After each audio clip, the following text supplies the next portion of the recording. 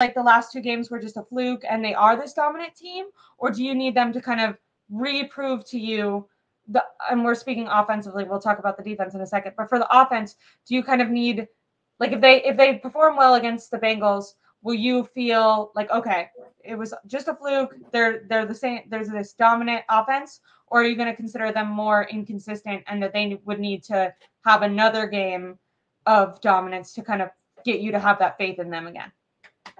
Is Sam Darnold the quarterback? Because that's where it comes, you know, right? Because like it comes into, is Sam playing? Problematic too, right? Because like if they do well, and then he doesn't play, then what is bye week? That's the thing. Is like, is Sam starting and Sam's offense puts up points, or is it Brock's offense that puts up points this week? I don't know who's the quarterback. So I'll give you two scenarios. If it's Brock, I'll look at it as, okay, maybe it was a fluke, or he went through a rough patch because of the situation with the great defense and just had a bad game against the Vikings. I'll give him that. I'll give him the leeway. But if Sam Darnold comes out and plays really well and the Niners score 28 points, 30 points, you got to look at it as, is it Brock or is it the system? Because if it's because at that point it becomes a system that is putting up the points. Doesn't it not matter for this year if it's a system? Like, I think with Brock Purdy, the conversation on like his excellence or eliteness is fun to have from week to week, but it's like far too soon, and it doesn't really matter this year. All that matters is that he's good enough to win the Super Bowl, unless what we're saying is like these games, okay, say he plays, this is so hypothetical because I don't think he's going to play against the Bengals, but I just like doing this pretend thought experiment.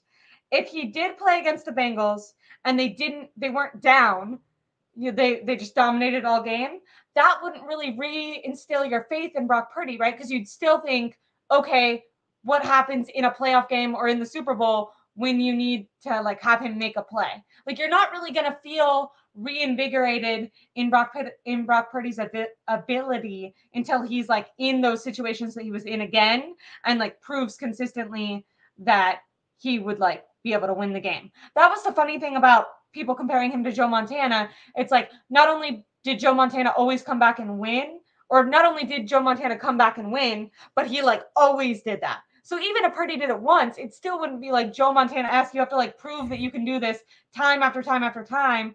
That's why like quarterbacks like Kirk Cousins, even though as 49er fans, we like to make fun of him, Dak Prescott, these more mediocre quarterbacks, the reason they're so impressive is like they've been able to keep up at least starting caliber play for 8 years, I think, as Kirk Cousins has been a starter. So with Brock Purdy, it's just like way too soon to be evaluating him. And I don't think like in the same way that if Jake Moody makes all of his kicks, I'm still going to be nervous in a playoff game because I'm going to be like, Absolutely. this is where the pressure is. Is Jake Moody going to show up in pressure? I'm going to feel that same way about Brock Purdy. I'm going to go, okay, he's good now, but we saw with Trent Williams down or without a weapon or in the face of pressure that he, was rattled. What will happen if he has to face those circumstances? Because a lot of people are like, oh, well, like the Browns defense have, which I know they got a ton of points ran on them last week, but the Browns have this elite defense. Like the 49ers aren't going to play that for the rest of the season, which we'll talk about the Seahawks in a second. They might play that, but in the Seahawks. But even if they don't, when you get to the playoffs, those defenses are going to be hard. So you do need to have a quarterback that's able to show up in those moments. And, maybe he'll get his redemption. Maybe this is just a blip in the story. You always need some chaos. It gets boring if it's just like great all the time. You need to be able to show that you can rise to the occasion. And so far he hasn't shown that in 2 back-to-back games, right? In the sense of, well, we were down, we were tied 10-10. Cleveland throws an interception, right? They take the lead. So it's like the situations like that. But I think it's funny because you bring up Dak and you bring up Kirk, right? If they were our quarterback, if they're the 49ers quarterback, our fan base would be saying the same exact thing, that they're the next Joe Montana, they're the next Steve Young, they're the next this and that. Like it is what it is, right? Like they would be hyping those players because they're actually good quarterbacks. They just don't like them because, one, Kirk Cousins has this bad rep for being a primetime quarterback. And 2, Dak Prescott is on the Dallas Cowboys, and we've beaten the Dallas Cowboys in the past couple of years. That's why they got a negative talk around them.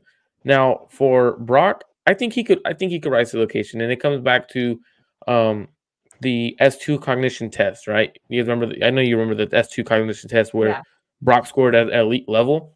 Well, essentially, what that is when you could process something really fast, and your memory is able to save it. So next time you see that, you have the answer to it. You already know how to react to it because you've seen it before. We haven't seen Brock in those kind of situations. It might be the first time he's been in those situations in the NFL. He might need to have just been able to process it once. Now we'll see it the second time. Maybe that's what it is. I don't know. But go into the defense. I know we were about to talk defense and Steve Wilks. We just talked about